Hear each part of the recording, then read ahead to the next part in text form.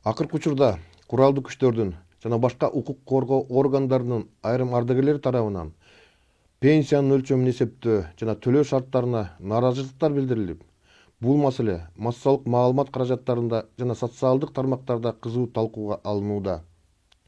Урматтуу ардагерлер, мыйзамга ылайык аскер кызматы мамлекеттик кызматтын өзгөчө түрү болуп саналат. Ушул себептүү аскердик кызматтын оордугун жана кыйынчылыгын эске алуу менен аскер кызматкерлерине айрым жеңилдиктер каралган.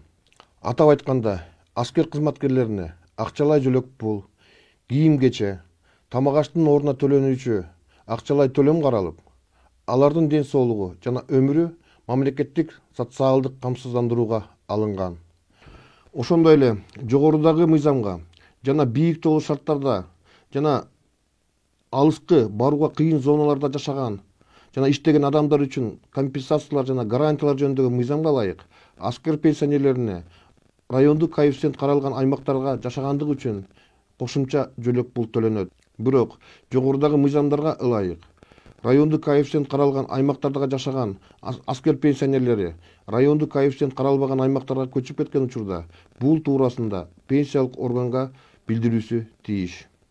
Ал эми Баткен кооголанына катышкан аскер кызматкерлерине ай сайын акчалай компенсация берүү маселесине токтоло кетсек, согуштун куралдуу күчтөрдүн ардагерлери жана оруктун эмгекчилери жөнүндөгү мыйзамга ылайык Баткен кооголанына катышуучуларга ай сайын компенсация төлөө маселеси каралган эмес.